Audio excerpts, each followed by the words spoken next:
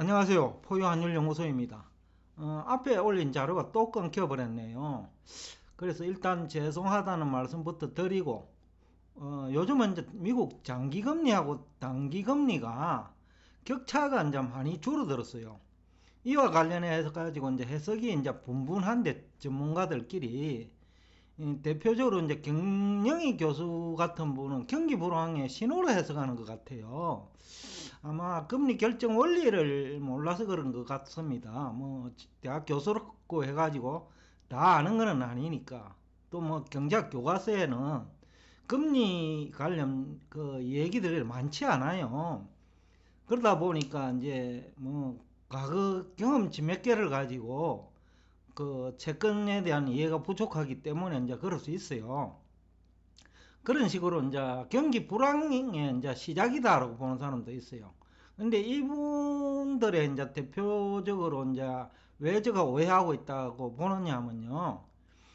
장단기 금리 격차가 왜 축소되는지에 대한 그 검토가 없었다는 거죠. 깊이 고민을 해봐야 되는데 일반적으로 이제 요즘 나타나는 현상은 경기 회복 초기에 이제 기준금리를 인상하잖아요. 그죠?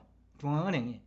또 물가를 또 우려해가지고 또 기준금리 인상 시기를 뭐 단축시킨다는 얘기도 있고 그러다 보니까 이제 기준금리 인상에 대한 기대감으로 단기금리는 상승하거나 그대로 있다는 거죠. 근데 이제 장기금리는 많이 벌어져 버렸다는 거죠.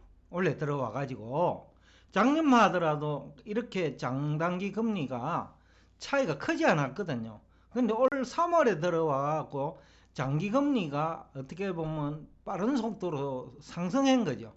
그러다 보니까 너무 지나치게 빠른 속도로 장기 금리가 올라간 것도 있고 또 하나는 국가 간에 이제 금리 격차가 생기는데 평소에는 금리가 격차가 생기더라도 그 환율 때문에 예를 들어서 일본이나 유럽은 환율 때문에 미국 금리가 높지만 미국 채권에 투자하기 어렵습니다. 그렇지만 환율에 대한 우려가 없다면 지금처럼 미국 경제는 성장하고 또 유럽이나 일본 경제는 지지부진할 경우에는 환율 걱정을 하지 않아도 된단 말입니다. 그럴 경우에는 이제 외국계 자금이 그 일본계나 유럽 자본이 미국 국채 시장에 뛰어드는 거죠. 그렇기 때문에 이제 그 미국 장기채 가격은 상승, 그러니까 금리가 하락하죠. 그러면서 나타나는 현상이지 경기 불황하고는 아무 관계 없는 거예요, 이거는요. 그래서 이제 이유가 뭔지를 알아야 되는데 이유를 모르고 과거 이런 일이 있었으니까 앞으로도 이것은 경기 불황의 신호다. 이런 해석은 조금 생각이 좀 깊지 못한 해석이다. 그런 얘기를 할 수 있을 것 같고 그 다음에 이제 뭐 유안타 정권의 뭐 임원 같은데 그분이 그 미국 주식 얘기도 많이 하던데 그래서 제가 미국 주식 요새 뭐 어떤 얘기 하는지 싶어 갖고 한번 들어보니까 장단기 금리 격차 축소에 대한 또 이해가 부족한 것 같아요.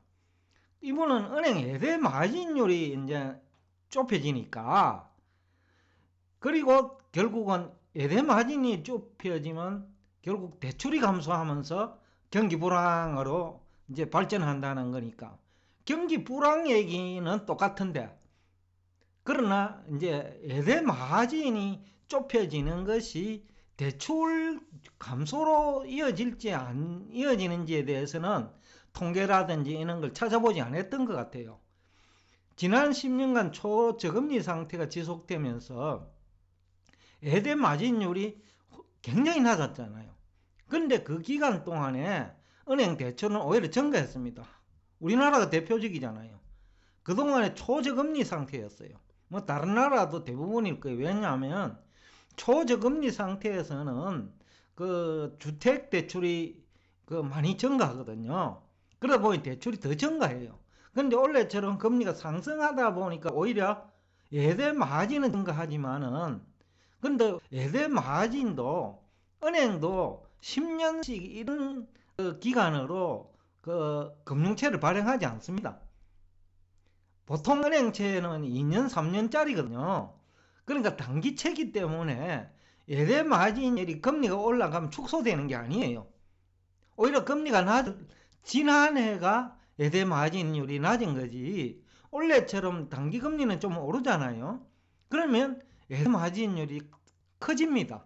그러니까 이분이 두 가지 측면에서 오해를 하고 있다. 유안타 증권의 이름은 모르겠는데 여하튼 임원 같아요.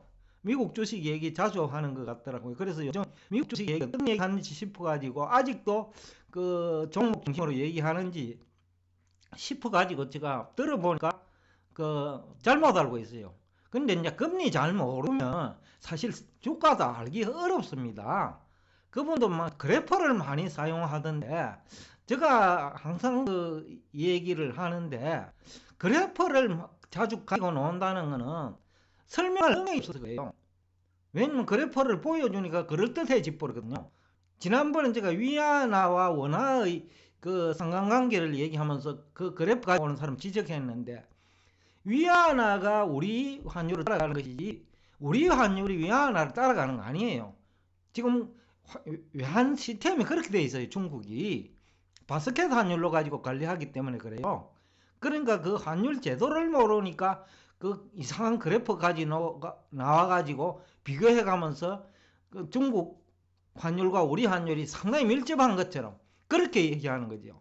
오히려 중국이 우리 환율을 따라간다는 거죠. 가중치가 한국이기 때문에 통화 바스켓에서 우리나라가 세 번째. 마찬가지로 이분도 그 그래프를 자주 가지고 노는 이유가 설명이 잘 안 된다는 거죠.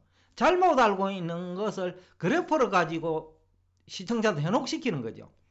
그래서 이제 그 금리를 잘 모르면 또 주가 향방도 잘 모르니까 그래서 이번에 걸려들은 거 아니냐 싶어요. 아마 크게 당할 겁니다. 저 추측할 때는 뭐 불과 며칠 전만 하더라도 계속해서 주가 올라갈 것 같이 생각을 하신 것 같더라고 들어보니까요.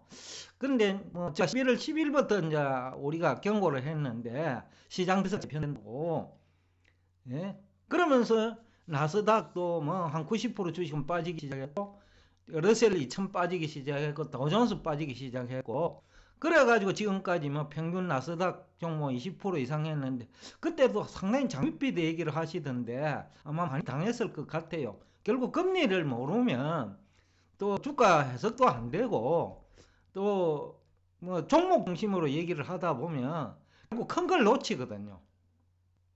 그러니까 환율에 대해서 보니까 그래프 중심으로 얘기하시는 분들은 환율 결정 원리를 모르니까 그래프 중심으로 얘기해요. 그렇게 봐도 크게 틀리지 않아요.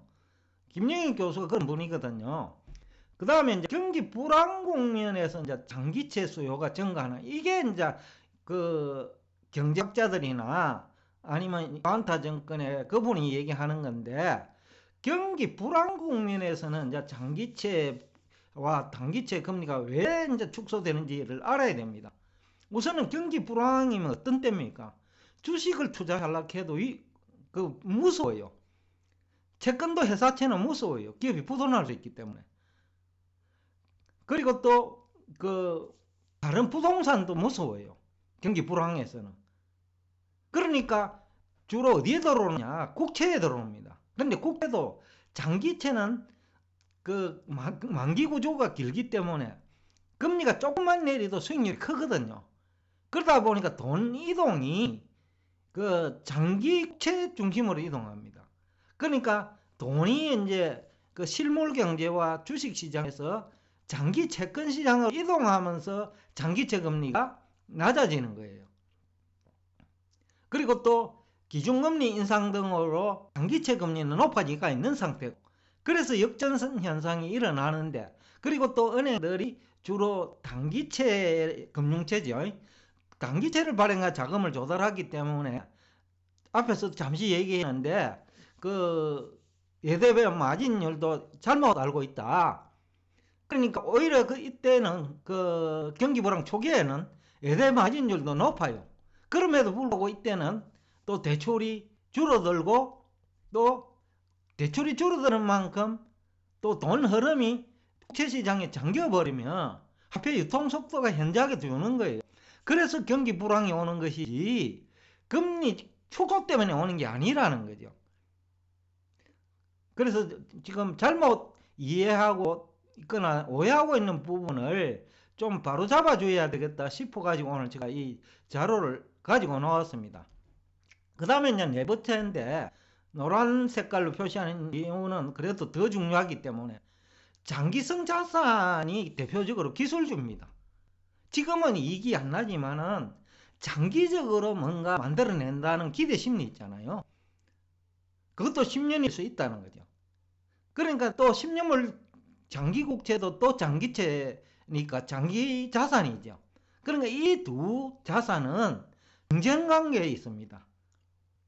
그래서 또 이 장기성 자산인 기술주에서, 그러니까 나스닥 시장 또는 또 우리나라의 뭐 코스닥 시장에 그런 기술주가 있는지 뭐 있을 것 같아요.